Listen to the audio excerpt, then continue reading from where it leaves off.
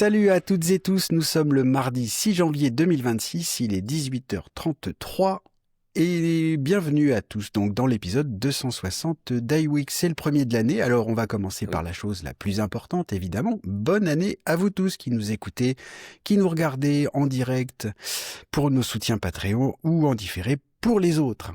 Que cette année 2026 vous soit la plus douce possible, c'est tout ce que je peux vous souhaiter. Je suis Fabrice Neumann, remplaçant temporaire, rassurez-vous, de Benjamin Vincent, qui est comme chaque année en cavale à Las Vegas, au CES, qui commence officiellement quasiment au moment où on enregistre, en heure locale. On est sûr qu'il va nous rapporter du CES plein de belles pépites qu'on pourra découvrir en écoutant son autre podcast Les Voix de la Tech, qu'on vous recommande, n'est-ce pas? Et quand je dis on, bah oui, parce que quand même, je ne suis pas tout seul, je suis accompagné par mon camarade du jour, Élie Abitbol. Bonne année à toi, mon Élie. Merci beaucoup. Bonne année à toi et bonne année à tous nos auditeurs. Que 2026 soit une très très belle année avec surtout beaucoup de santé, beaucoup de prospérité. Et si on pouvait avoir la paix dans le monde, alors là, ça serait merveilleux. on va garder ça comme espoir, tu as raison.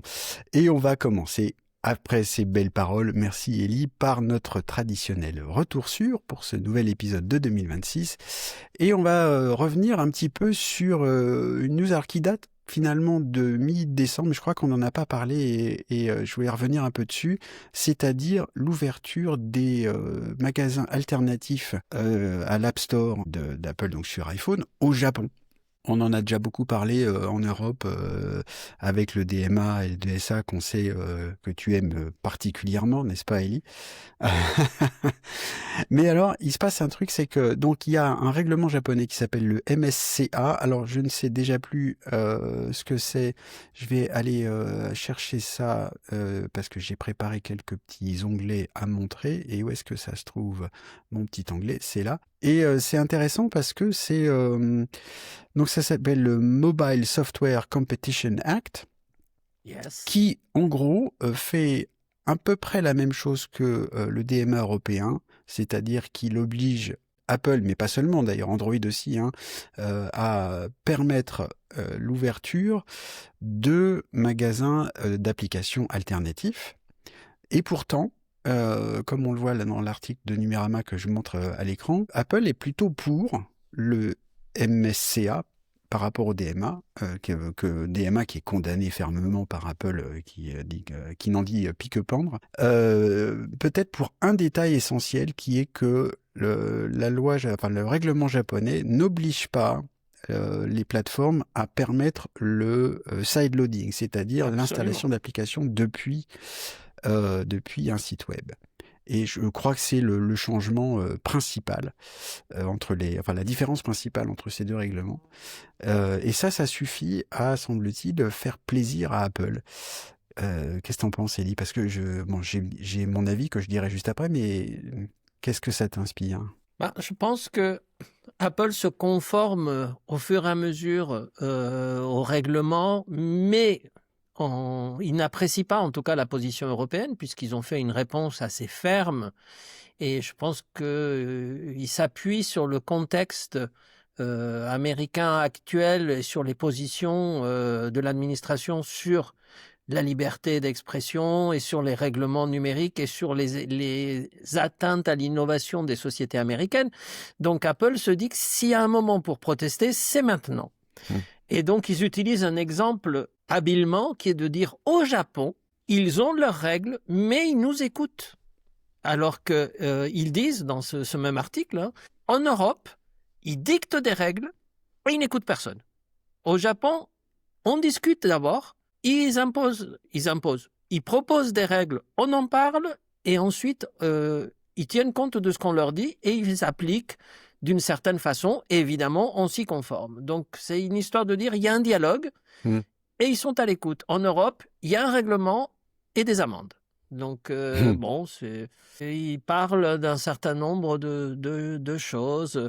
Entre autres, par exemple, au niveau des méthodes de paiement, le Japon autorise la présentation de la méthode Apple et de méthodes alternatives. En Europe, tu es obligé de mettre la brochette entière et donc la méthode Apple se perd un peu dans les autres possibilités. Donc, ils trouvent que c'est plus équilibré. Bon, voilà quoi. Et donc, Apple explique dans cet article, la différence, c'est qu'au Japon, les autorités sont pour la protection des consommateurs, bien sûr, etc. Mais qu'en Europe, c'est plutôt un travail de lobbying qui vient de concurrents d'Apple. Donc, il cite Spotify et Meta dans l'article. Bon, mais il y en a certainement d'autres. Et que donc, l'arsenal juridique, en fait, a été conçu sous la pression de lobby pour dérober à Apple, disent-ils, une partie de leur propriété intellectuelle, puisqu'ils les obligent à partager un certain nombre de secrets, entre guillemets, ou de techniques qui font que la plateforme Apple a été préférée pendant très longtemps parce qu'ils avaient un avantage technologique. À partir du moment où tu partages cet avantage technologique avec les autres peuvent le copier puisque tu le partages. Ce qui m'inquiète dans cet article, c'est qu'Apple dit que si l'Europe continue, ils seront obligés d'enlever de nouvelles fonctionnalités qui sont prévues dans les prochaines versions d'iOS. Et ça, c'est embêtant. Alors bon, ça effectivement on verra ça. Ce que tu dis, c'est que donc pour le règlement japonais, il y a un peu plus de souplesse. Et c'est pas forcément une mauvaise chose, au contraire, un dialogue c'est peut-être quand même mieux. En tout cas, le discours d'Apple, c'est de dire que l'Europe est super stricte et rigide et que ça marche pas. Je veux bien. C'est probablement le cas. Après, ils se débattent autant qu'ils peuvent pour résister le plus possible au règlement. J'ai envie de dire quel qu'il soit. Je crains quand même qu'il y ait de la part d'Apple une petite un peu de jeu politique en disant regardez, c'est mieux au Japon que chez vous, donc comme ça on monte le Japon contre l'Europe et ensuite Apple contre les points. Il y a un jeu politique aussi. Bien sûr. Apple est une boîte tellement grande qui a une influence mondiale tellement puissante qu'ils peuvent se permettre ça. Je l'ai souvent dit ici, je le regrette un peu de voir à quel point comment ça se passe, c'est quand même un peu dommage. C'est l'arrogance d'Apple, comme je le dis souvent. Mais ajouter un peu de souplesse. Et après, sur le côté empêcher, en tout cas, enfin permettre d'interdire l'installation d'applications depuis le web.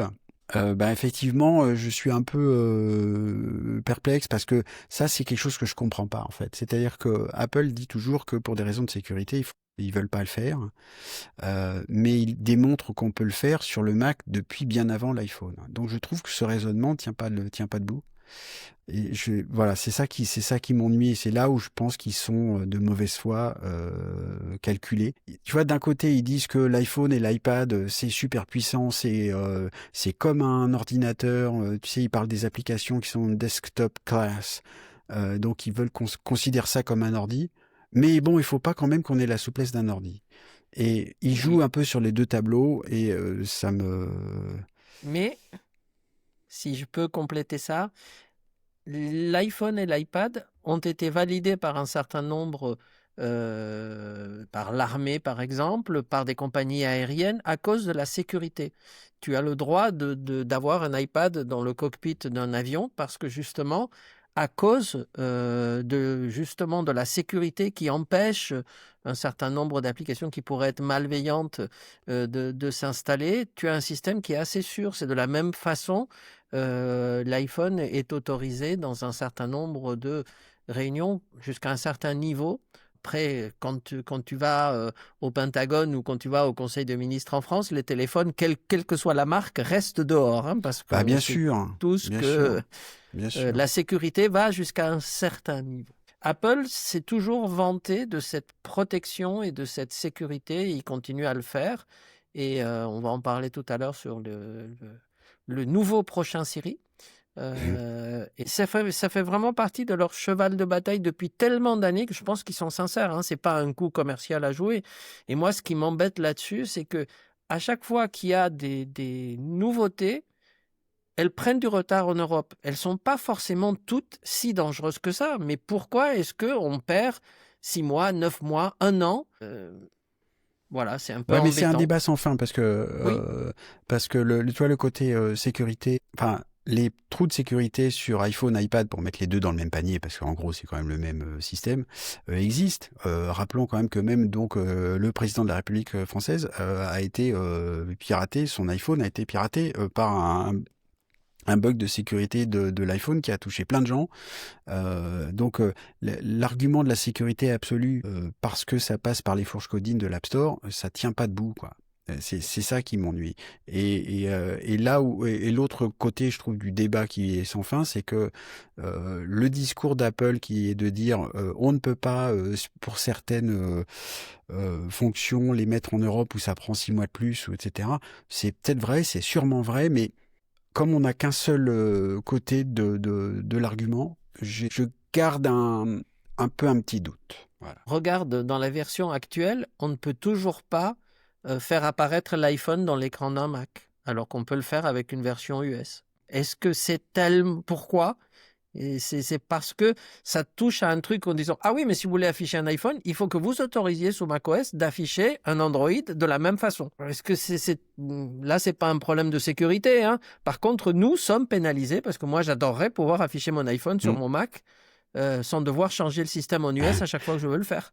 Alors, pour la petite histoire, pour l'anecdote, pour cette fonction-là, moi qui peux le faire parce que j'utilise un compte américain, en fait, je m'en sers jamais. Donc, je pense que ça manque pas trop. Mais ça, c'est pour l'anecdote. C'est là où je trouve, en tout cas, et peut-être qu'on va conclure là-dessus, que ce que tu dis, en tout cas, de ce que tu perçois de ce qui se passe au Japon est intéressant. C'est que si peut-être un peu plus de dialogue, ça résoudrait un certain nombre de trucs.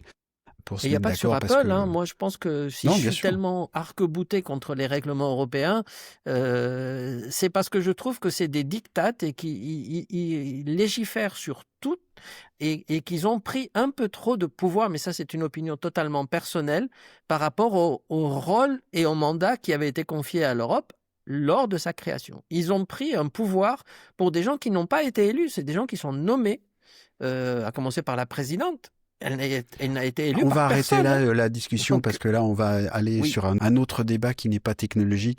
Je pense que c'est pas tout à fait l'endroit. Voilà, très bien. On a entendu. Et on va passer surtout un autre truc qui t'importe énormément, Ellie, à l'événement de la semaine. On va reparler de cet iPhone pliant qui s'appellera peut-être iPhone Fold. Moi, j'espère, je pense et j'espère qu'ils vont faire un pied de nez, Apple, et qu'ils vont appeler ça Unfold. Pour faire l'inverse, pour prendre le contre-pied des autres, Samsung et les autres. Mais on reparle donc de l'iPhone pliant parce que les rumeurs se précisent autour de ce nouvel iPhone qui devrait donc arriver cette année 2026. On commence à voir des prototypes imprimés en 3D qui montrent à quoi il pourrait ressembler. Et alors, contre toute attente, Eli n'en peut plus. Il se dit, mais moi qui pensais que les pliants, ça m'intéressait pas, il commence à voir les protos de l'iPhone, et voilà Tipa qui tire la langue. Alors, qu'est-ce qui se passe? Qu'est-ce que tu peux nous dire, Ellie, de cet iPhone dont on commence à voir des protos? Je vais, pendant que tu nous racontes ça, je vais montrer à l'écran, pour ceux qui ont la chance d'avoir la couleur, une vidéo de MacRumors. Ils ont fait... un petit imprimé 3D d'un proto, voir à quoi ça peut ressembler. Absolument. En fait, c'est quelque chose qui s'est passé pendant notre break de Noël, c'est qu'effectivement, on a commencé à voir à quoi il allait ressembler, et il semble y avoir un consensus sur le fait que l'iPhone Fold va être assez différent des autres Fold actuels. D'ici là, il va y en avoir de nouveaux chez la concurrence. Mais en tout cas, c'est un iPhone qui est plus petit, qui a la taille d'un iPhone 13 mini au niveau vertical. Donc, il est petit verticalement et par contre plus large. Donc, ça donne un produit qui a un form factor qui tient facilement dans la main, qui n'est pas imposant, qui en plus est assez mince. Quand on le voit ouvert, ils ont fait vraiment un produit, il ressemble à ça, mais il semblerait maintenant à ce stade que les rumeurs soient assez vraisemblables. Quand il est ouvert, il ressemble à un iPad mini. Et justement, ce ratio qu'Apple a choisi fait que quand on projette une vidéo, il y a certes des bandes, mais qui sont raisonnables. Mm. comme on a pu avoir sur d'autres écrans ou comme on peut même avoir sur des écrans actuels, au lieu d'avoir un iPhone qui est utilisé en fait avec deux énormes bandes noires horizontales et une vidéo un peu écrabouillée au milieu. C'est ce qu'on a vu sur les Fold de la concurrence. Donc je trouve que le ratio est Voilà, assez intéressant. Ça me donne envie de le prendre en main. bah voilà, pour décrire pour ceux qui nous écouteront sans avoir l'image, donc il faut imaginer un iPhone actuel qu'on aurait sur lequel on appuierait en haut et en bas pour réduire sa hauteur. Il deviendrait un peu plus large quand il est donc plié, donc il serait aussi plus petit. La diagonale, on pense que ce serait une diagonale de 5 pouces 4, qui est, rappelons-le, la diagonale de l'iPhone 10 quand il est sorti, donc il serait plus petit avec donc des proportions un peu plus carré, ça reste rectangulaire quand même, mais c'est moins en hauteur, ce qui permet donc quand on le déplie en deux, il se déplie comme un livre, hein, c'est ce format-là qu'aurait choisi Apple, d'avoir un écran au format 4 tiers, un peu comme un iPad. Alors l'iPad, je sais plus si c'est le cas aujourd'hui, mais c'était plutôt un format 3,5. Mais c'est donc un peu plus carré, c'est pas du tout 16/9, ce qui fait que, mais ça reste moins totalement carré Un 4 qu'un tiers, quoi. Samsung, non mais même un Samsung Fold aujourd'hui, comme c'est l'écran lui-même quand il est plié, il est très en hauteur, il est très fin en fait, il est très étroit. Donc quand tu le déplies, tu as un carré vraiment dans la main. C'est ça qui fait C'est ça. les bandes noires en haut et en bas quand tu regardes une vidéo qui est en 16/9. Là, ce serait quand même un écran un peu plus en longueur, quand on le tient, enfin comme un écran externe. Et donc, c'est ce qui permettrait d'en faire un outil un peu plus agréable à utiliser pour regarder des vidéos Et avec aujourd'hui. un avantage, avec un avantage, c'est que si tu veux l'utiliser pour lire, par exemple, un e-book, euh, comme ça a à peu près l'affichage d'un iPad mini, en tout cas de première génération, parce que depuis, ils ont légèrement Mhm. agrandi l'écran, ça veut dire que quand tu le prends en main de façon verticale et pas horizontale, tu peux parfaitement lire un livre ou un magazine parce qu'on a tous fait ça. En tout cas, moi, j'ai fait ça depuis le premier iPad mini et je continue à utiliser un iPad mini pour lire. Et ça veut dire que mon iPhone me permettrait de lire correctement mes milliers de livres électroniques que j'ai dans ma bibliothèque. Et ça aussi, c'est un point positif. C'est-à-dire qu'il remplacerait mon iPhone et mon iPad en même temps. C'est pas mal. Alors, le fait qu'il n'y ait que 2 appareils photo au lieu de 3, est-ce que ça va me manquer? Moi, c'est Alors, pas oui, oui, le ouais. truc. Revenons à ça, parce qu'effectivement, Oui, donc, quand il est plié, je vais remettre la petite vidéo de présentation là, de MacRumors pendant qu'on parle. Pour voir à quoi ça ressemble. Là, il le montre par exemple face à je sais plus ce que c'est, ça. C'est peut-être un c'est Pixel un Samsung, Fold. je crois. Non, là, c'est un autre proto d'autre chose parce que c'est très carré. Je sais plus exactement. On va laisser tourner. Euh, je vais passer la pub pour pas, voilà.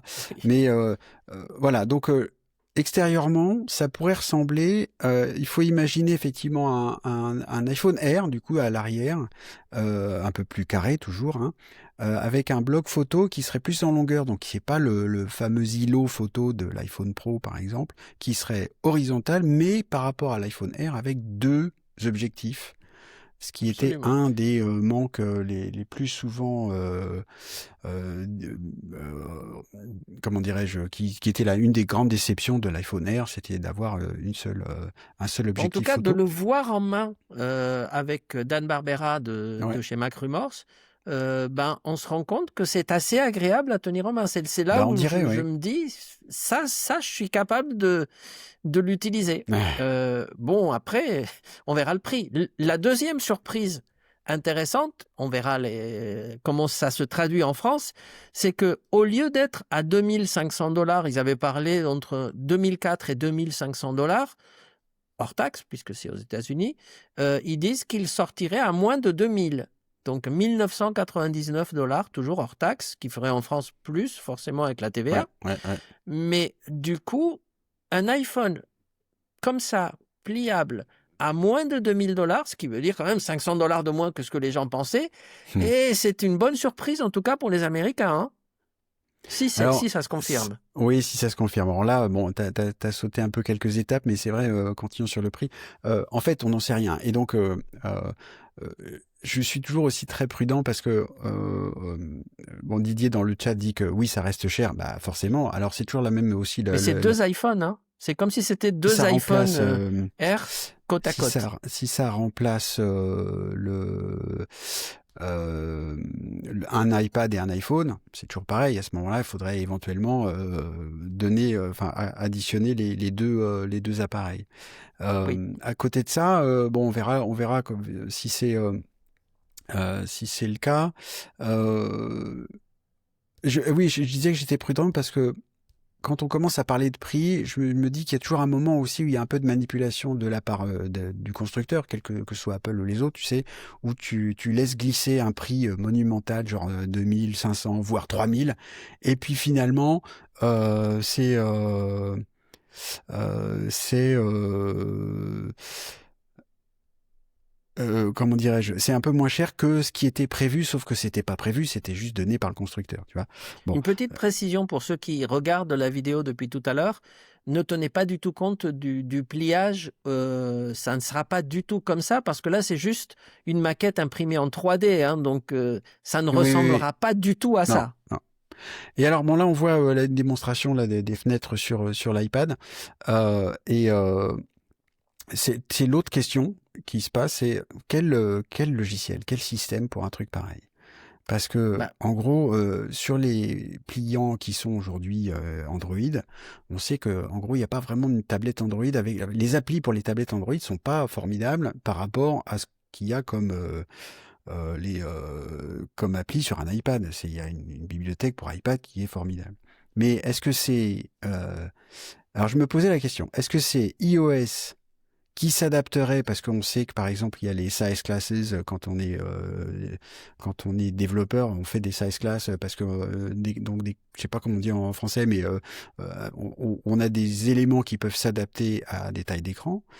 Euh, Est-ce que ce serait ça? Est-ce que ce serait iOS sur l'écran externe et iPadOS sur l'écran interne qu'on déplie? Ou ou alors est-ce qu'ils vont iPadOS. nous annoncer un FoldOS? FoldOS. À mon avis, ça Qu'est-ce que t'en sera un penses? iPadOS modifié. C'est plus facile de modifier un iPadOS pour l'adapter à des écrans, d'ailleurs qui sont assez proches de ceux d'un iPad mini en termes de résolution, que de faire le contraire. Ne fût-ce que pour une raison, c'est que tout l'intérêt d'avoir un écran étendu comme ça, c'est de pouvoir avoir des fenêtres qu'on peut resizer et d'avoir plusieurs applications ouvertes. C'est ce qu'on voit d'ailleurs dans la Mhm. vidéo. Parce que si on utilise iOS de base, évidemment, c'est une appli ouverte à chaque fois. Et donc, tu as un grand écran avec une appli qui prend l'écran et qu'est-ce que tu fais de l'autre? Donc, c'est forcément, ça doit venir de l'iPad Ouais. ou d'une version modifiée, bien sûr. Mais alors après, parce que imagine si tu as iOS, donc iPhone, sur l'écran externe et iPadOS à l'intérieur, il faut quand même gérer les applications. On va pas télécharger deux versions de chaque application qu'on veut utiliser sur l'appareil. Ce serait pas possible. Non, mais je pense que ça va s'adapter à la taille d'écran. Mais il Oui, oui, faudra mais parce que certainement que cela les dit, c'est quand développeurs... il y a quand même des applis iPad et des applis iPhone. Oui, oui, bien sûr. C'est pas simple en fait. C'est-à-dire que on se dit que Apple sait faire des applis pour l'iPad, très bien, mais pour un appareil hybride comme celui-là, euh, c'est pas trivial en fait. Je suis d'accord. Tu vois. C'est voilà. Alors les autres trucs qu'on pense pouvoir dire de ce fameux iPhone pliant, c'est que il ne serait pas équipé de Face ID. Oui. Et alors ça, c'est quelque chose qui me surprend quand même parce que ça veut dire qu'il y aurait Touch ID, le retour de Touch ID sur le bouton marche arrêt comme il y a sur encore l'iPad Air ou l'iPad mini qui ne sont pas équipés de Face ID. Ce qui n'est Et pas je peux pas forcément très gênant. m'empêcher de penser que c'est quand même un peu un retour en arrière malgré tout. Bah, c'est pour l'instant la limitation due à la technologie. Ils ne peuvent pas mettre la caméra qu'il faut dans l'épaisseur de l'iPhone. Et puis en plus, il faudrait le faire en double parce que ça veut dire que quand tu as besoin de l'utiliser, si l'iPhone est ouvert, tu as un côté. Si l'iPhone est fermé et que tu veux t'identifier, il faudrait mettre l'équivalent de 2 Face ID Ouais. différents. Alors qu'un Touch ID sur le côté suffit. Et moi qui utilise les deux, puisque l'iPad, effectivement, est Ouais. sur Touch ID, ça ne me dérange pas du tout de passer de l'un à l'autre. J'aime bien mon Face ID sur l'iPhone, mais le Touch ID, je m'en sers et ça me bloque pas, quoi. Moi, j'avoue que ça me sur l'iPad que j'utilise pas tant que ça, mais et pendant qu'on parle de l'iPad, voilà Est-ce que vous m'entendez, Benjamin les amis? qui essaye de nous Oui, rejoindre de nouveau. Alors, il est penché, il est en mode paysage et nous, on est en mode portrait. C'est bizarre, il faut qu'on te regarde sur le côté. Mais on t'entend. Alors, où est-ce que tu es? Parce que donc, alors, redisons-le, on dirait que tu es dans une file d'attente pour peut-être, qu'est-ce qui se passe? Je sais pas si vous m'entendez. Mais oui, on si. t'entend. Mais alors, du coup, alors, tu veux pas te mettre en mode de portrait qu'on te voit avec la tête en haut quand même? Voilà, voilà. Alors, donc Est-ce que on vous vous dit m'entendez? en direct que Oui. Benjamin, il a l'air de faire la Vous queue pour m'entendez? récupérer son badge pour aller entrer dans le CES. Je pense que c'est ça. L'image est très saccadée et il sait pas. Il nous demande tout le temps si on l'entend. Ça veut dire que je suis pas sûr que lui nous entende. Vous m'entendez? Moi, je vous entends. Voilà. Oui, Et, on t'entend très bien. Ah bah et voilà. donc on a le Alors droit on en y est. direct au reporter des Voix de la Tech en direct du CES. Alors raconte. Alors, en fait, il est 10h00 ici et le CES ouvre à l'instant. C'est pour ça que je vous montrais sans faire exprès la foule autour de moi. Les gens attendaient que ça ouvre, en fait. Hein? Et donc, c'est effectivement en train d'ouvrir. Donc, c'est le premier des 4 jours ici à Las Vegas. Voilà, devant moi, je vais essayer de vous montrer. Il faut que je tourne. Là-bas, au fond, là-bas, c'est l'entrée du Venetian. Donc, c'est un des grands hôtels ici qui accueille le CES. Le Venetian, c'est le lieu des startups et de la French Tech. Donc, il y a un millier de startups, alors de tous les pays. Il y a beaucoup de Suisses, beaucoup d'Italiens cette année. Il y a moins de Français qu'avant. La grande époque est un peu derrière nous pour la French Tech et les startups, la folie autour des startups françaises. En fait, je fais partie d'une sorte de tour qui va nous permettre de voir, de faire un peu le tri entre ce millier de startups. Vous imaginez qu'on va pas avoir le temps de tout voir.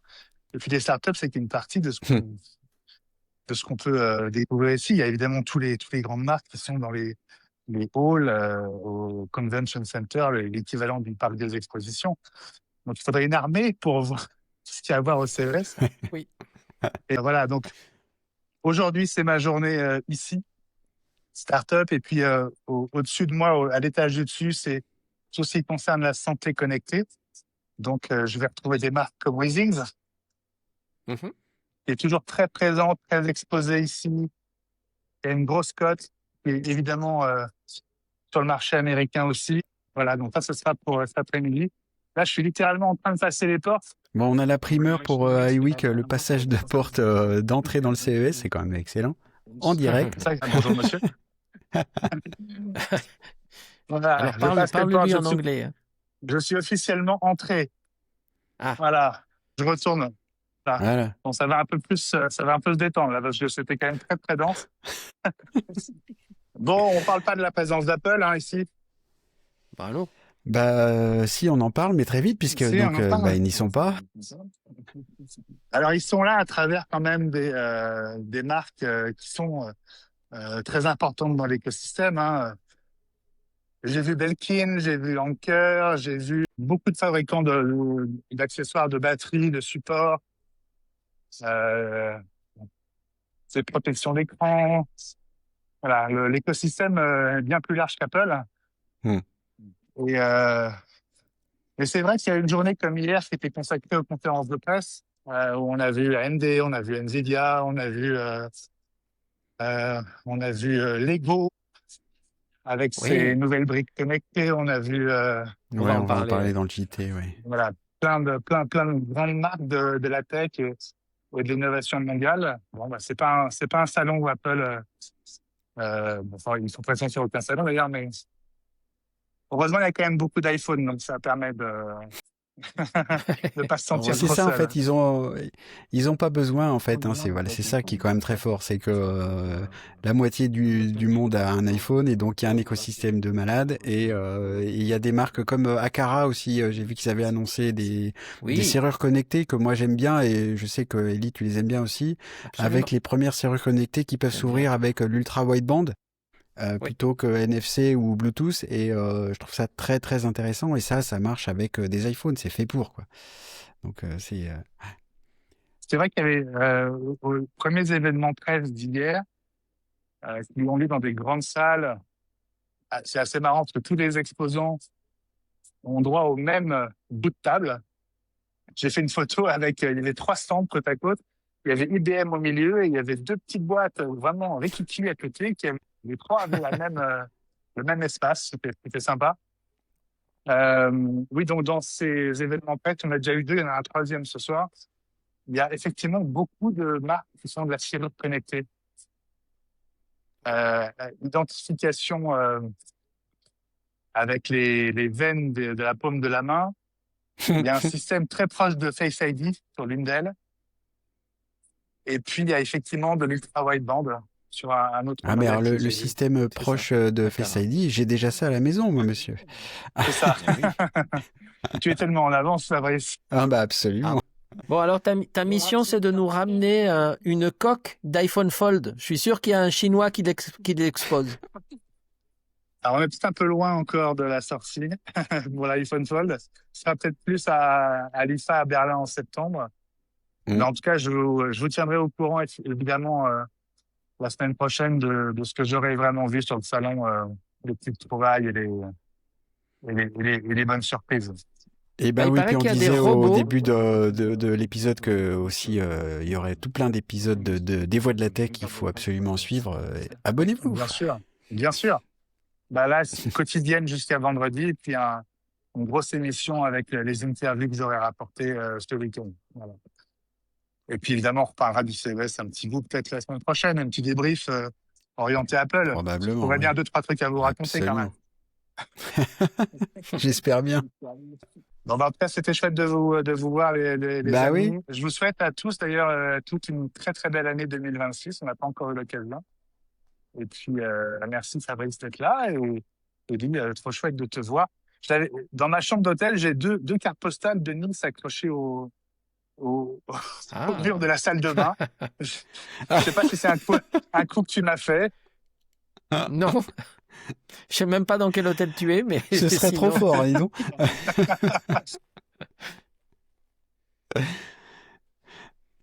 Excellent. Bon, eh ben, on te souhaite un super Salut, CES, Benjamin. Benjamin. On sait que tu vas Profite pas bien. beaucoup dormir. Bon courage. Et puis, on te voit la semaine prochaine. Avec grand plaisir. Ciao. Salut.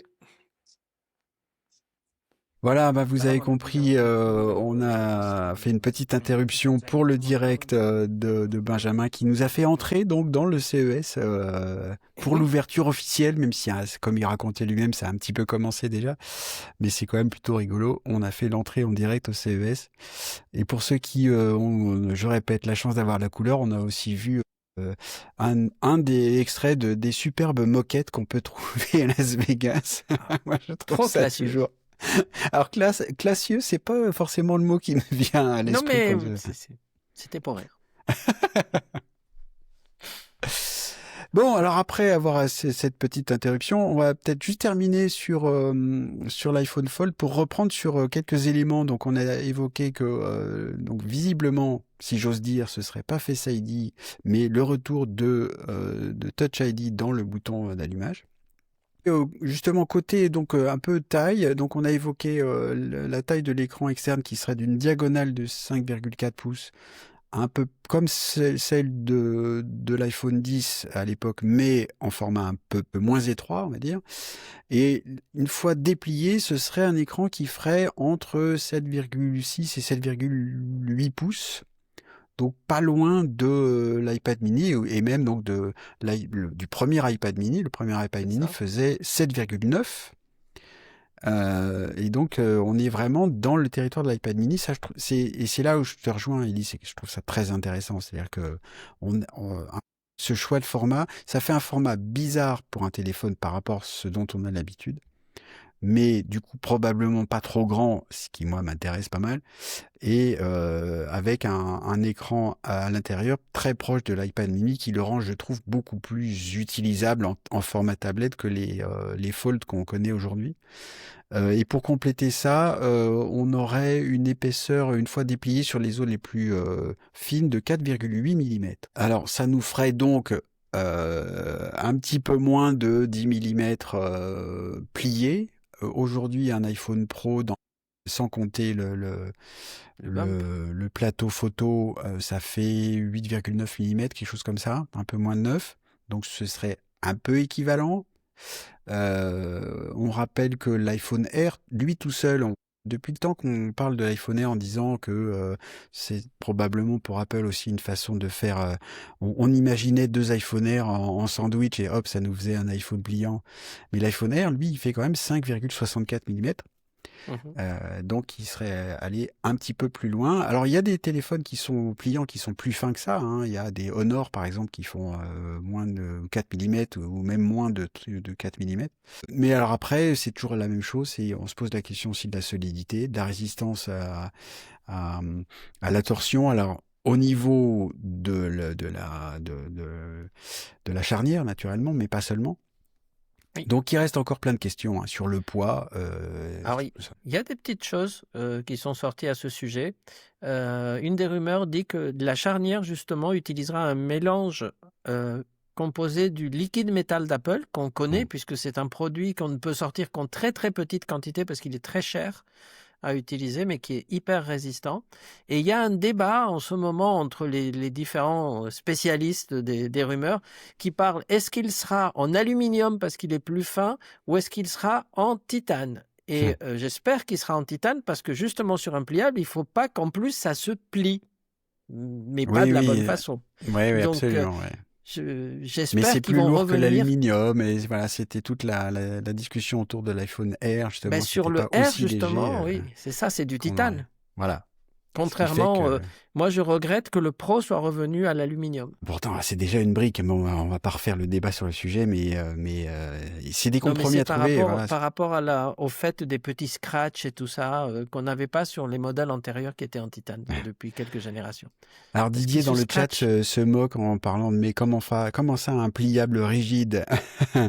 Eh ben oui. Eh ben oui, parce qu'il faut pas que, en mode plié par exemple, qui prenne la forme de la fesse si on s'assoit dessus. C'était tout le débat autour de l'iPhone Air, ils ont bien insisté là-dessus pour dire que c'était l'iPhone le plus résistant de toute la gamme. Parce que les iPhones fins jusqu'à présent, c'était les iPhone 6 Plus, 6 et 6 Plus qui s'étaient bien fait remarquer dans le domaine.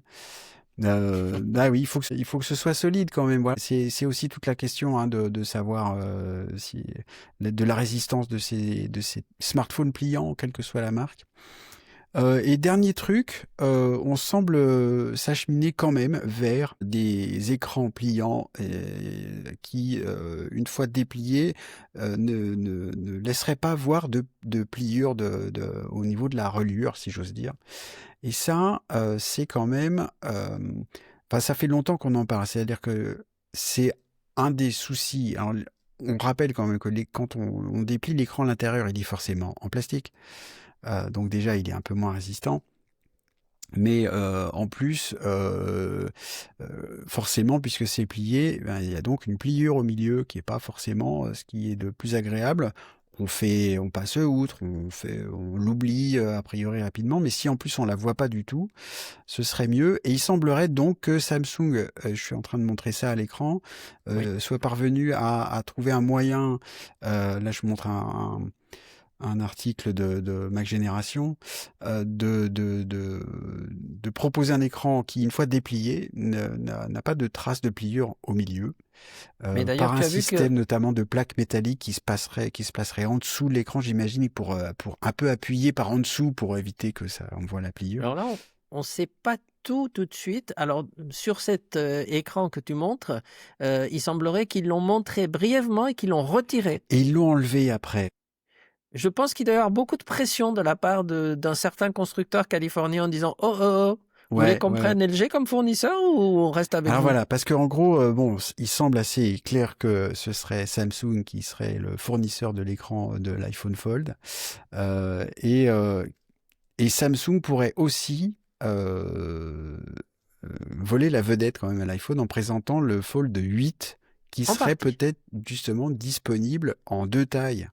En taille comme on a l'habitude de voir comme celle de l'iPhone, du Fold, du Samsung Fold 7, donc plutôt allongé, et un format un peu plus, format iPad mini quand on le déplie, qui serait probablement l'écran, qui utiliserait justement l'écran de ce fameux Mais iPhone pliant. toute la différence, alors ils auront peut-être l'écran, puisque de toute façon c'est eux qui vont le fournir à Apple probablement, comme tu as dit, et donc c'est normal c'est de bonne guerre qu'ils le sortent avant, puisque c'est eux qui le fabriquent quand Voilà, même. exactement. Mais la différence, et il faudra voir et on jugera sur pièce, mais moi je parie que la technologie d'Apple qui va permettre justement de le plier, de le déplier correctement, ce n'est pas la même que va utiliser Samsung, parce que là c'est vraiment propriétaire Apple. Et que je Oui, pense oui, que... oui. Ouais. Et on Ça va, verra il va y avoir sur deux écrans qui, une fois dépliés, on ne voit pas le pli, mais la façon de les manipuler, je pense qu'Apple nous réserve des petites surprises là-dessus. Ben, c'est tout ce qu'on peut espérer. En tout cas, voilà. Finalement, moi, la nouvelle que je retiens, c'est que ça t'intéresse. Parce que jusque-là, tu avais quand même émis pas mal de doutes sur les pliants. Alors on sait quand même, c'est une nouvelle pour personne, c'est que tu as un petit faible quand même pour les appareils qui ont un logo avec une pomme dessus. Et donc ça commence à te réchauffer un petit peu avec l'idée d'un Disons smartphone que pliant. je me disais, est-ce que je vais acheter un 18 Pro? Parce que le 17 Pro que j'ai acheté en finale, alors qu'au départ je n'étais pas vraiment décidé, j'utilise pas vraiment les différences et je trouve qu'il est plus fragile que le 16 que j'avais avant. Et donc je me disais, est-ce que je vais acheter le 18 ou je vais vraiment attendre le 20 que celui-là j'achèterai de toute façon? Et là, une option Fold me permettrait de passer à quelque chose de différent, tout en sachant que l'année d'après, j'aurai mon iPhone en verre dès 20 ans. Par contre, oui, le truc, si tu veux, c'est que du coup, je me dis, en ayant vu ça, ça m'a vraiment fait plaisir, alors qu'à chaque fois que je voyais un truc pliant, je disais non, c'est pas pour moi, et j'ai dit publiquement que je ne l'achèterais pas. Mais là, je me dis quelque part, est-ce que Mark Gurman, qui a toujours dit et qui nous a dit à nous, quand on l'a interviewé, Oui. que c'est celui qu'il attendait le plus depuis des années, est-ce qu'il avait déjà vu le format, même s'il n'en avait jamais parlé, et est-ce qu'il savait des choses et que, parce que s'il nous avait dit ça, j'aurais dit dès le départ, ah oui, moi je suis d'accord. Mais bon, voilà, donc c'est un une peu bonne ça. question. Je me dis, Marc est peut-être plus fort encore qu'on ne le croit, alors qu'on sait déjà tous qu'il est très fort. Je me dis que il est encore jeune, Mark Gurman, mais que dans, je sais pas, 20 ans, il va faire ses mémoires et on saura quelques trucs. Il va falloir patienter un peu. Oui. Voilà ce qu'on pouvait dire sur l'iPhone Fold pour aujourd'hui. Alors avant de passer au sujet suivant, je voulais juste faire un petit mot pour vous rappeler que si vous appréciez notre beau podcast, vous pouvez le soutenir en rejoignant la communauté iWeek sur Patreon. Vous connaissez l'adresse patreon.com/iWeek. À partir de 7,50 € par mois pour nous donner les moyens financiers de continuer. Et puis pour vous remercier du soutien que vous nous donnez, il y a quelques petits avantages supplémentaires, comme le lien privé pour ceux qui veulent et peuvent nous regarder et faire l'enregistrement dans les conditions du direct, comme aujourd'hui. Et puis un bonus exclusif qu'on produit presque toutes les semaines. C'est vrai, de temps en temps, on n'arrive pas à le faire, mais on va le faire cette semaine. Petit bonus qu'on va consacrer ce soir au Wi-Fi qui, sur certains Mac et iPad, arrive à aller 2 fois plus vite après une simple mise à jour logicielle, mais pas tout le temps, enfin, faut voir. Donc, on va faire un petit point sur le sujet. Ellie, tu as étudié la chose. J'ai essayé. On va en parler. Voilà les petits avantages pour nous soutenir et pour vous remercier de votre soutien. Alors n'hésitez plus et rejoignez la communauté sur patreon.com/iWeek. Et une fois qu'on a dit ça, je voulais aussi, alors voilà, j'ai intitulé le segment suivant S'il te plaît Apple. Moi je pensais à un truc. C'est nouveau, Tu dois te rappeler. Il nous faut un jingle. Padabadam, badam, pam, pam, pam. Parce que tu dois te rappeler d'une publicité pour les plus anciens d'entre nous, dont je fais partie. S'il te plaît, Monsieur Cadbury. Oui, Tu te rappelles de ça? C'était pour bien les... sûr. Alors ça existe toujours, les fingers au chocolat, là, les biscuits qui avec les petits-enfants qui disaient «Tu pourrais pas les faire un peu plus longs, s'il te plaît?» Et donc, en voyant les rumeurs et les autres choses, je me suis dit «Bah oui, c'est bien les rumeurs et on pense qu'il va se passer ça. Alors forcément, il y a un nouveau MacBook Pro, un nouveau MacBook Air M5 et ceci, cela. Mais il y a aussi des choses, j'aimerais bien qu'Apple fasse. Et je me suis dit, tiens, si on se creusait un peu la tête et puis qu'on laisse libre cours à notre imagination en trouvant, bah alors tiens, qu'est-ce que qu'est-ce que Apple pourrait faire pour nous faire et pour me faire plaisir? Voilà. Alors Apple, si tu nous écoutes, je t'en Il prie. nous écoute. Il nous écoute, n'est-ce pas? Et alors le premier truc qui m'est venu à l'esprit pour lancer la chose, c'est que bah, il serait temps, à mon avis, qu'Apple fasse de nouveaux écrans externes. Parce que alors j'aurais bien aimé que François soit là parce que donc on s'est surtout moi beaucoup gossé de son achat du l'écran du studio comment ça s'appelle cet écran Display. le studio display, voilà, forcément. Mais il en a deux. Et il en a deux en plus. Alors donc parce que quand même rappelons des petites choses. Pardon François, tu n'es pas là pour te défendre, mais tout de même Mais je vais le ça défendre. utilise une dalle qui a bien 10 ans d'âge. Il y a la webcam est terrifiante de mauvaise qualité, c'est un peu épais et ça coûte 1500 ou 1700 euros. Voilà. Euh, Ouais. Rajoutons à ça que toujours au catalogue d'Apple, il y a le Pro XDR qui est donc l'écran 32 pouces en mini LED qui est bonne qualité, c'est mieux, mais ça coûte 5 ou 6 000 euros. À côté de ça, le contexte, c'est qu'on voit des écrans de chez Asus, je crois, de chez AOG, tout un tas de marques qui font Oui. des écrans, alors 4K, je sais pas beaucoup, mais on voit des 5K et on voit même des 6K qui arrivent, avec des fréquences de rafraîchissement qui vont à 90, 120, 144 euh, Hertz en taux de rafraîchissement. Tout ça pour des prix qui commencent à 5, 6, 700 euros. Là, je trouve que la situation est intenable pour Apple. Franchement, qu'est-ce qui se passe, quoi? Ben oui, mais le problème, c'est que c'est pas dans leur priorité parce que cet écran, le dernier, technologiquement, effectivement, c'était le XDR, mais il accompagnait le Mac Pro et le Mac Pro était tellement cher et l'XDR était tellement cher qu'ils ne se sont pas vendus. Le Studio Display, ils ont essayé de faire un truc pas cher, mais il fallait pas qu'il soit trop bon parce que s'il avait été aussi bon que le XDR à moitié prix ou au tiers du prix, bah, l'autre, il se vendait plus. Donc, du coup, ils ont dit non, non, il faut qu'il soit vraiment pas aussi bon, et du coup, il n'est pas assez bon. Et maintenant, ça fait des années qu'on attend le successeur, ou qu'ils ont travaillé, ou peut-être qu'ils ont même des hangars avec des boîtes pleines prêtes à être sorties. Mais sur quel produit? Sur un Mac Mini? Oui, mais le Mac Mini n'est pas vraiment utilisé pour ça. Sur un Mac Studio? Oui, mais il faudrait qu'il change, lui aussi, parce qu'il faut qu'il fasse une opération où il présente l'UC et l'écran qui va avec.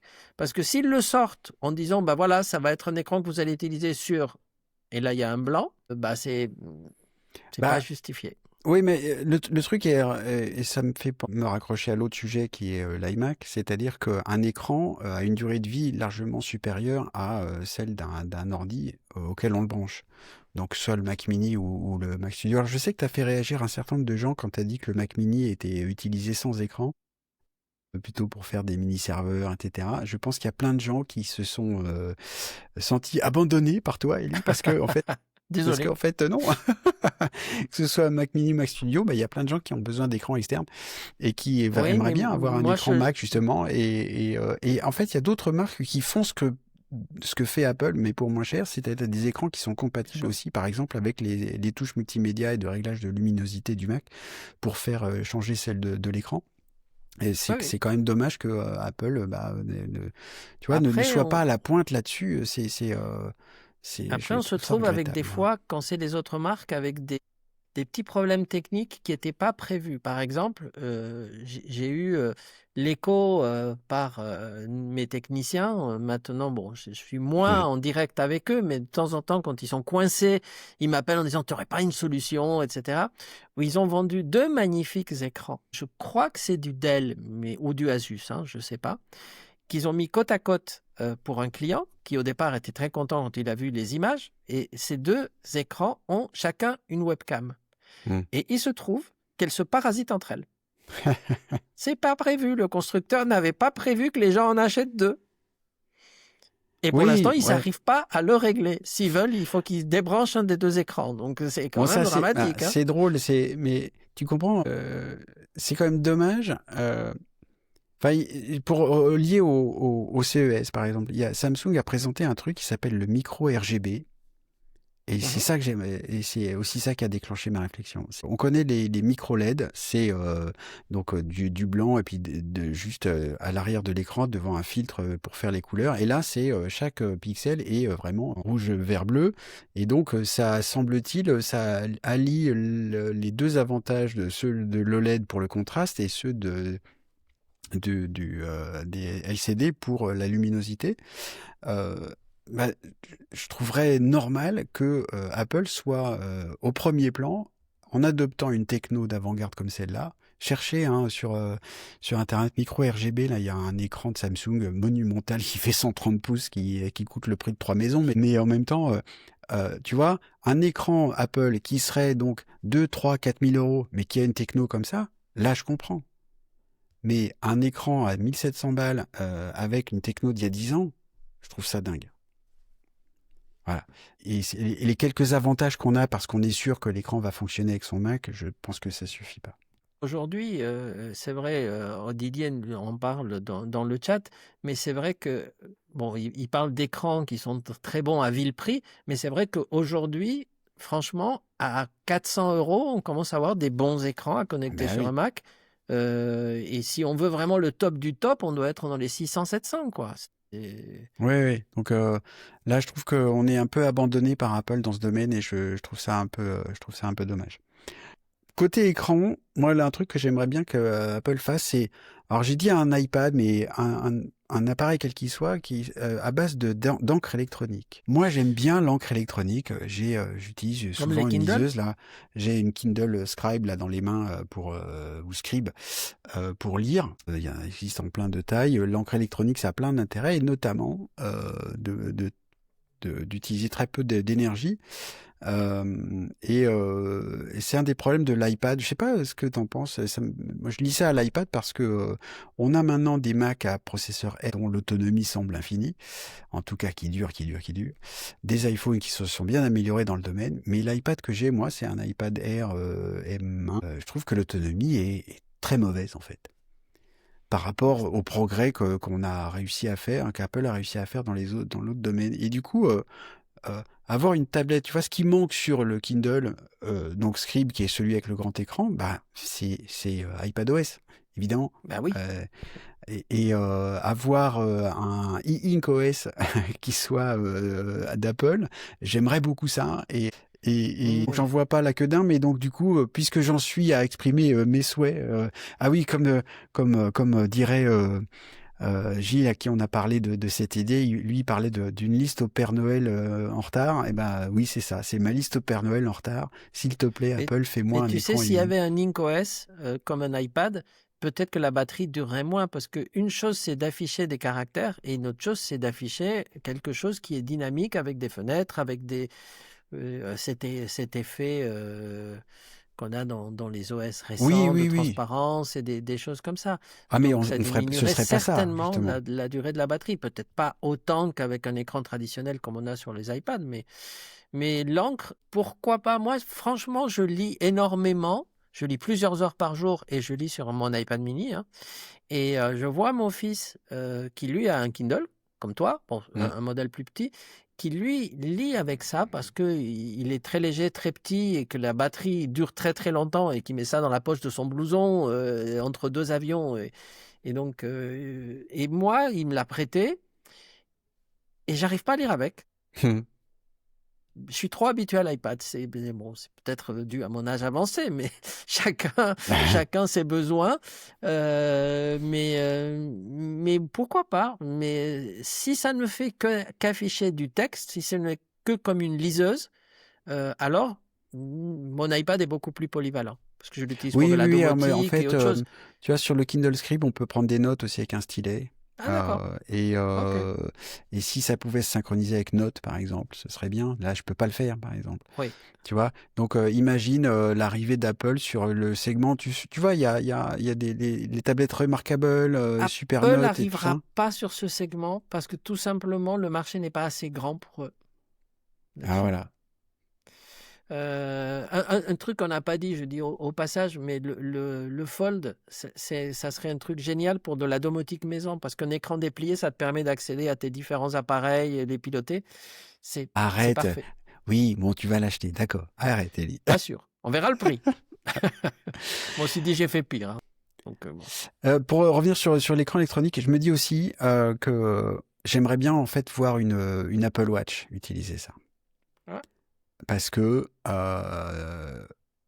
et ça c'est un des souhaits que j'aimerais bien voir aussi chez Apple, c'est une nouvelle Apple Watch, un autre modèle d'Apple Watch dont l'autonomie serait doublée, triplée, quadruplée, parce que une Apple Watch qu'il faut charger tous les jours, ça se fait, on s'habitue, hein, c'est bien sûr, on charge tous ces appareils, on branche son iPhone le soir, et on branche la montre avec, c'est très bien, on Je suis s'habitue à d'accord tout. avec toi.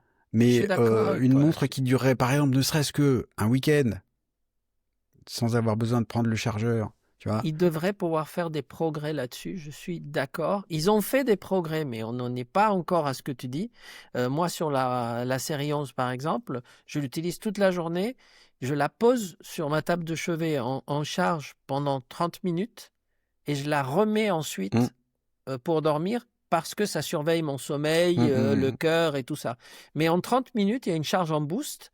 Ça me la remet à 80%. Et 80%, ça tient la nuit, parce que la nuit, par contre, elle consomme zéro. Hein. Dans ce mode un peu genre surveillance, ça consomme 5% maximum. Mais ils pourraient Mm. faire mieux, parce que ce qu'ils savent faire aujourd'hui avec un M5, s'ils transposaient ça à un processeur de montre, je parle en économie, ou ce qu'ils vont faire de mieux avec les processeurs à 2 nanomètres, même s'ils vont être chers hein, par rapport à un Apple Watch. Hein. Mais en termes d'économie d'énergie, ils vont faire des progrès en 2 nanomètres l'an prochain. Enfin, même cette année, hein, puisque 2 nanomètres, on va le voir en septembre. Hein, quand je dis l'an prochain, j'oublie qu'on est déjà en janvier. Non, mais tu vois, parce qu'il y a d'autres smartwatches qui peuvent durer une semaine, 10 jours. Oui. Et donc, je suis quand même très étonné que là, Apple n'arrive pas à faire ça. Donc, je me prends à rêver déjà d'une Apple Watch qui serait capable de faire comme les autres. Éventuellement, du coup, une Apple Watch avec, j'y reviens, à l'écran à encre électronique, qui serait là peut-être plus adapté, un peu comme donc les Pebble Watch qui sont de retour, pour ceux qui se souviennent de ces premières smartwatches à l'époque, mais qui avaient justement un écran à encre électronique qui est très très bon pour justement ce que fait l'Apple Watch, par exemple, pour regarder l'heure affichée à l'écran en consommant quasiment rien. Il n'y a rien de mieux que l'encre électronique pour ça. Je me dis qu'il y a quand même beaucoup de choses à faire dans le domaine des Apple Watch qui pourraient améliorer quand même notamment l'autonomie. Ça me manque un peu. Voilà. Et puis, qu'est-ce que j'avais aussi comme souhait bon, ça, j'y crois même encore moins que le reste. C'est le retour d'Apple dans les routeurs Wi-Fi. Voilà. Peut-être qu'il y en a qui voient derrière moi. Moi, j'utilise encore. Alors, j'en ai deux. Il y en a qu'un qui est branché, mais j'ai des AirPods extrêmes. Oui. Voilà. Tu fais partie de ceux-là, toi. Ouais. À la maison, j'en ai 3. Voilà, qui me font mon réseau Wi-Fi. Et donc, ça fait, je sais pas, 15 ans que je les ai. Alors là, en termes de retour sur investissement, il n'y a pas mieux, quoi. Bon, ton Wi-Fi n'est pas super rapide, mais bon. Bah non, mais ce Wi-Fi-là, donc c'est du Wi-Fi 5. Ouais. On en reparlera dans le bonus, mais avec un iPhone 16, j'arrive à 600 mégabits. Bah ça va. Ouais. Tu vois, c'est très bien. Là, pour le coup, mais il manque plein de trucs. Il y a le débit, mais je vais en parler dans mon carton tout à l'heure, mais Apple pourrait aussi faire ce genre de truc-là pour mieux gérer la domotique. Parce que la domotique, un routeur comme ça pourrait justement, un routeur moderne dans une AirPort Express comme ça, là, il n'y a évidemment pas Threads, il n'y a pas de Bluetooth, il n'y a pas de Wi-Fi qui serait qu'on pourrait pour découpler les appareils domotiques du réseau de la maison. Enfin, tu vois, on pourrait faire tout un tas de choses, faire pont pour gérer tous les appareils domotiques et je regrette qu'Apple le fasse pas. Voilà, donc ça c'était ma petite liste donc au Père Noël un peu en retard. Et toi, qu'est-ce que t'aimerais qu'Apple fasse? Comme c'était le premier numéro de S'il te plaît Apple, je suis resté très généraliste et donc là-dessus. Et donc moi, j'aimerais bien qu'Apple redevienne une société où l'innovation et le design sont des priorités. C'est-à-dire comme à l'époque de Steve Jobs et Johnny Ive.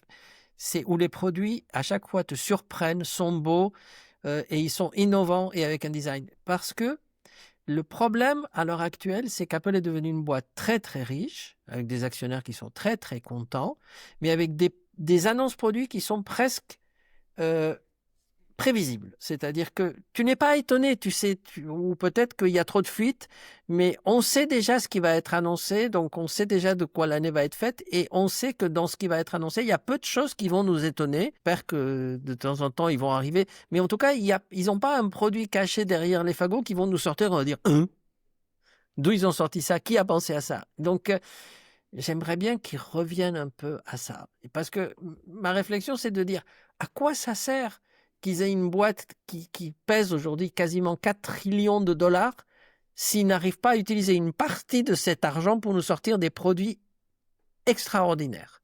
Moi, je veux des produits qui sortent du moule, des produits qui vraiment nous fassent rêver. Et j'aimerais bien qu'Apple me fasse rêver. Et au début, ça a été ça pendant des années et des années. À chaque annonce de produit, c'était vraiment incroyable. Et là, ou alors maintenant, je suis devenu trop blasé, j'en sais rien. Mais là, maintenant, je prends les produits, je prends les annonces, mais il n'y a rien qui me fait perdre le sommeil, quoi. Je veux dire, comme au début. Il y a eu des produits Apple où franchement, je dormais pas pendant des jours, quoi, entre l'annonce et le moment où je pouvais l'avoir. Oui, j'ai bien compris, mais bah oui, bon, dans le chat, on nous dit c'est peut-être pas évident d'innover tout le temps, bah c'est vrai. Non, mais là, ça fait combien d'années qu'ils n'innovent pas réellement? Ils suivent. Ou alors, il y a des fuites, ce qui fait que les autres sortent le produit avant, parce qu'ils ont des cycles entre la fuite et la sortie du produit. C'est tellement long que Samsung et les autres, ils disent, attends, Apple va faire quoi? Ils vont faire une bague? Hop, la bague sort 6 mois après. Ils sont plus les premiers sur le marché. Alors, c'est arrivé qu'ils attendent que le marché soit mûr, dans certains cas, très bien, mais j'aimerais bien qu'ils refassent ça. Et puis j'aimerais bien, et c'était mon deuxième vœu, puisque c'est un vœu pieux, c'est qu'Apple revienne à un dialogue, c'est-à-dire ils ont des utilisateurs. Avant, Apple posait des questions régulièrement à ses clients. Il posait aussi des questions à son réseau de distribution, même si je n'y suis plus, j'ai été pendant tellement longtemps que j'ai vu le avant et le après. En fait, à partir du moment où ils ont eu des Apple Store, c'est-à-dire début des années 2000 aux États-Unis, 2010 en France, ils se sont dit à un moment donné, nous avons nos employés qui sont en contact direct avec les utilisateurs, donc nous n'avons plus besoin de feedback de personne. On l'a par nos boutiques. Sauf que c'est un faux feedback. Parce que aux États-Unis, il y a un truc qui s'appelle la CYK, c'est pas une agence d'espionnage, même si on peut prononcer ça comme CIA. Ce qui veut dire en anglais cover your ass, donc protège tes miches. Ce qui veut dire que quand tu es un employé d'Apple et que ton manager te dit alors qu'est-ce qu'ils ont pensé les clients du Vision Pro ou qu'est-ce qu'ils ont pensé du nouvel. Le mec, il a son job qui peut sauter, surtout aux États-Unis où tu sautes facilement. Il me dit, ah, mais les clients, ils sont ravis, c'est merveilleux, vous allez en vendre des wagons. Mais ce n'est pas une critique positive où ils peuvent pas dire un défaut. Ils peuvent pas dire, votre dernier iPhone, c'est de la merde, ou il se raye tout le temps. Ils peuvent pas. Donc, ils ont un feedback qui vient du terrain qui est filtré. Et ils ont perdu ce qu'on pouvait dire en tant que professionnel dans une réunion avec des chefs produits. Nous, on avait des mecs qui venaient de Cupertino nous voir et qui disaient bon, qu'est-ce que vous pensez si on faisait ça sur le portable, etc. On était sous NDA, donc on n'en parlait pas, mais ils repartaient à chaque fois très contents du feedback terrain. Et pareil, ils faisaient certainement ça en parallèle avec des utilisateurs ciblés, avec des gens qui étaient volontaires et qui signaient des accords.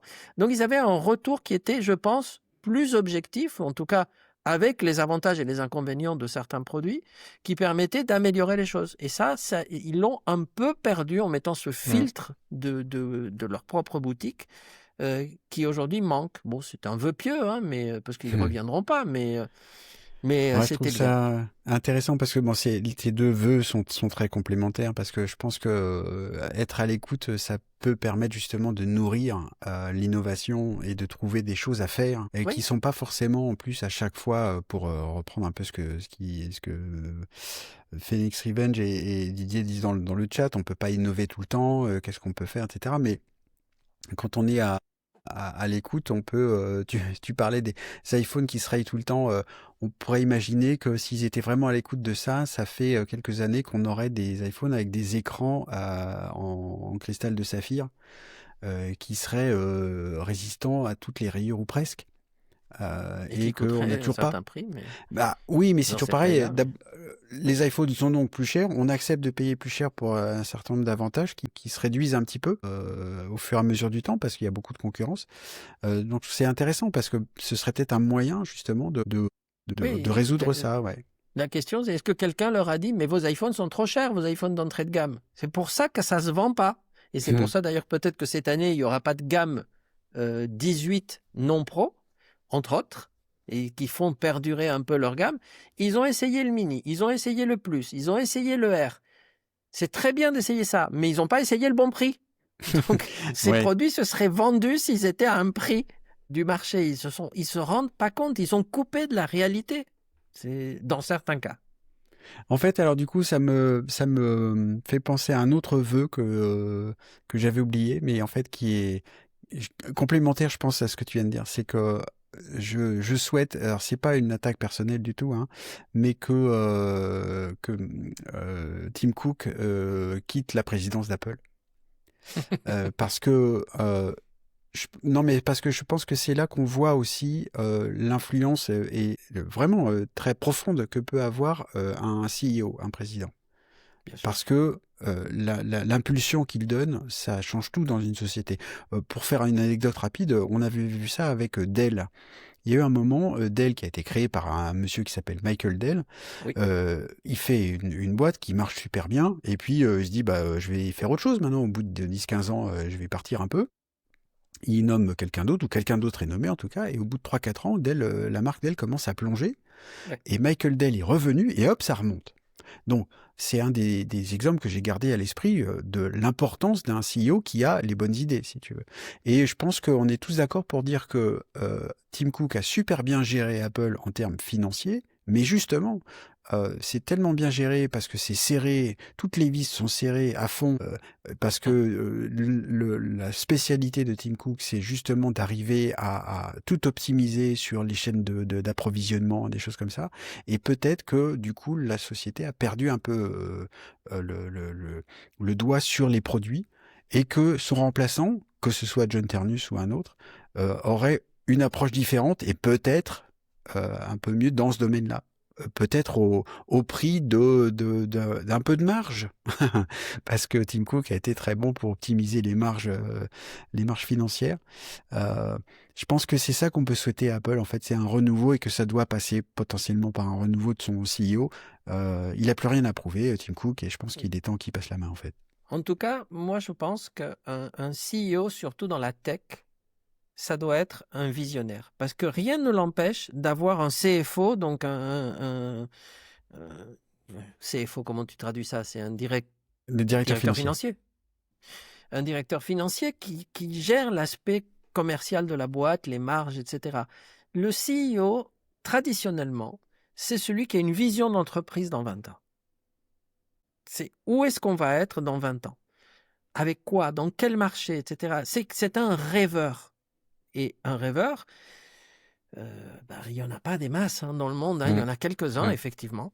Mais voilà. Bon, Et je voilà suis ce que d'accord. nous, on pensait un petit peu en se disant, allez, le Père Noël un petit peu en retard peut-être, mais ce qu'on aimerait voir aussi chez Apple en 2026. Je sais pas si on verra tout ça, probablement pas tout, mais peut-être que certains de nos vœux seront exaucés. On peut toujours croiser les doigts. Absolument. Écoute, je te propose de faire rapidement deux, trois petites news plus sur le CES, parce que donc on a eu Benjamin qui nous a fait l'ouverture, mais il y a deux, trois trucs qui sont déjà sortis du CES. Je voulais parler de deux petites choses rapides Vas-y. qui m'ont frappé. Euh, un premier truc, donc on a évoqué tout à l'heure Lego, qui je pense que ça va faire partie des produits de cette année au niveau du CES.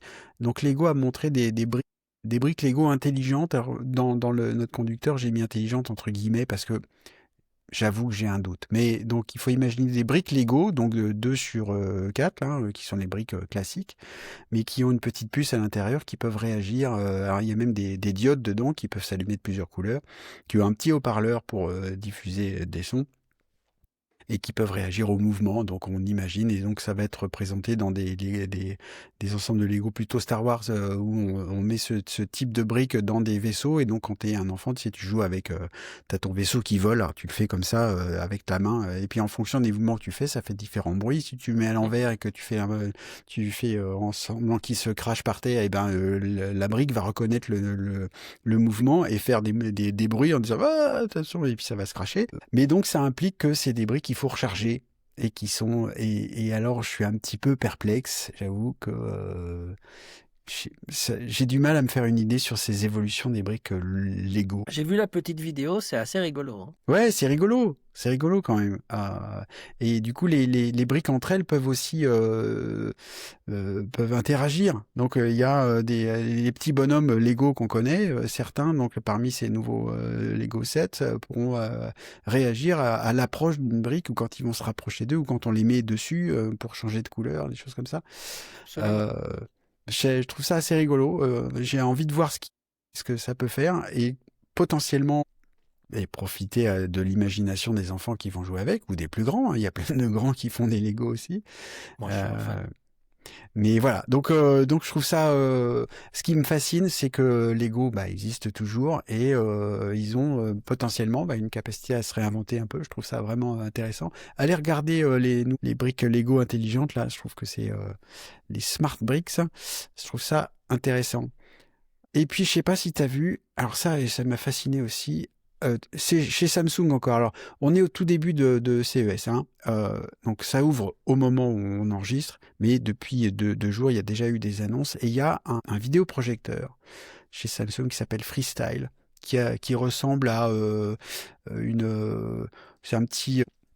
Je vais partager l'écran pour vous montrer ça. C'est un petit cylindre, en fait. C'est un projecteur.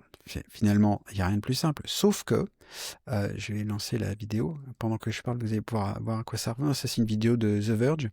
Ça projette, mais du coup, il y a un petit peu d'IA dedans, comme tout le reste, mais ça fait les réglages automatiquement en fonction de l'endroit où on projette l'image.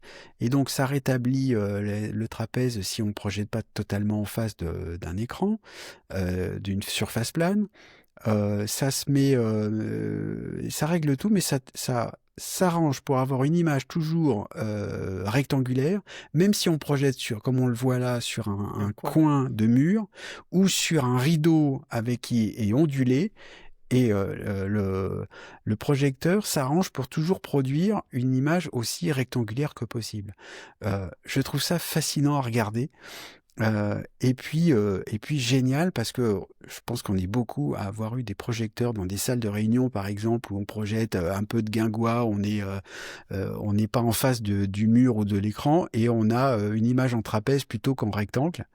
Et là, ça s'occupe de ça tout seul, on n'a pas besoin d'aller chercher les réglages à la main. Je sais pas pourquoi, la démo me fascine. Alors, c'est très spectaculaire. je pense que c'est une démo de technologie, même si ça devient un produit, Hein. celui-là, mais qui sera adopté sur le reste, parce que l'inconvénient d'un vidéoprojecteur un peu portable comme ça, c'est pratique pour une réunion ou pour partir en formation. Par exemple, François pourrait certainement utiliser ça dans certains de ses cours, etc. Mais dans un projecteur portable comme ça, tu n'as pas le nombre de lumens qu'il faut. Donc, ça veut dire que si tu veux l'utiliser, par exemple, chez toi, c'est pas pour regarder un film. Ça te manquera de luminosité, de contraste, de plein de choses. Mais par contre, que cette technologie soit utilisée de la même façon pour calibrer les vidéoprojecteurs de style home cinéma comme on voit aujourd'hui. Moi, j'ai changé de vidéoprojecteur il y a pas longtemps. Ils ont fait un progrès en quelques années qui est hallucinant dans la qualité, dans la luminosité, etc. Mais à chaque fois que j'ai essayé un projecteur portable comme ça, je suis hyper déçu parce qu'il faut être dans le noir absolu si tu veux avoir un peu de contraste. Et donc, bon, pour une réunion, à condition qu'il n'y ait pas trop de lumière dans la salle, ça va passer. Par contre, l'histoire qui se règle, quoi qu'il se passe, c'est bien, mais une fois que comme tu ne le changes pas de place toutes les 5 minutes, une fois que tu l'as mis dans le mur que tu veux et qu'il s'est réglé, bon, tu ne le changes pas toutes les 30 secondes. Donc, c'est super intéressant comme démo de technologie parce que ça simplifie. Moi, j'ai passé un temps pour le régler au niveau de l'écran de projection. Bon, maintenant qu'il est réglé, je ne le bouge plus, hein, mais c'est très intéressant. Mais en même temps, qui va l'acheter pour faire quoi? Alors voilà, écoute, c'est souvent le cas au CES, hein, on voit plein de trucs. On voit dans la démo, il y a même, si tu projettes sur un mur qui n'est pas comment dirais-je, blanc, le projecteur va quand même s'adapter pour changer l'image pour qu'on voit pas les rayures sur le sur le mur, etc. Je trouve ça assez génial. Alors comme le disait Mike N dans le chat, je me suis fait la même réflexion, c'est-à-dire que tiens, une super utilisation de l'IA, c'est-à-dire que l'IA se fait oublier, c'est l'IA qui s'en occupe, qui étudie l'endroit sur lequel l'image est projetée. Voilà, je trouvais ça vraiment génial. Voilà, mais je pense que effectivement la semaine prochaine, on fera dans iWeek un retour un peu plus complet du CES avec le retour de Benjamin qui nous racontera plein de choses sur le CES. Et ben, on va peut-être finir là-dessus, Élie. Oui, ça me semble pas mal déjà. On va finir là-dessus. Voilà, on va dire c'est la fin de l'épisode 260 d'iWeek, le premier de l'année 2026. Merci de nous avoir écoutés dans votre appli de podcast ou regardé sur YouTube. Rappelez-vous qu'on est aussi disponible sur YouTube. N'oubliez pas que, comme pour certains, on salue ceux qui étaient là ce soir, nos soutiens Patreon, Didier, Maiken, Phoenix Revenge, Battant, pour tous ceux qui nous soutiennent sur Patreon, vous pouvez nous regarder pendant l'enregistrement dans les conditions du direct, avec les quelques hésitations que ça implique, comme par exemple pendant que je parle et que Ellie me fait signe qu'il ne m'entend plus, ça me perturbe beaucoup, alors qu'en fait c'était son AirPod qui était en rade. Est-ce que je peux faire un vœu pieux pour que Apple m'indique que mon iPod va tomber en panne de batterie? Et donc voilà pourquoi j'étais un petit peu hésitant, c'est plutôt rigolo. Alors n'oubliez pas non plus que vous pouvez nous mettre 5 étoiles sur Apple Podcast et aussi sur Spotify pour dire à quel point vous aimez notre beau podcast, et c'est bien pour nous faire remonter dans les recherches. Et puis de temps en temps, certains d'entre vous ont des choses négatives à nous dire, c'est bien normal. Je vous fais un petit appel, si vous avez quelque chose de négatif, on est aussi à l'écoute. Pourquoi pas nous le faire savoir via notre site web, iweeknews.com. Il y a un petit lien pour nous envoyer un mail, et s'il y a quelque chose que vous voulez nous faire remarquer, faites-le par là, plutôt qu'en public, comme ça nous aidera encore un petit peu plus, si vous voulez bien. Voilà. Et bien, merci à mon camarade du jour d'avoir tenu le micro avec moi, on était bien tous les deux. Merci Ellie. Merci, c'était sympa. Eh ben oui, je trouve aussi. Voilà, on se retrouve donc la semaine prochaine pour l'épisode 261. Salut à toutes et tous, et surtout pour nos soutiens Patreon, ne quittez pas, on enregistre le bonus juste après. Salut Ellie. À la semaine prochaine. Ciao, ciao.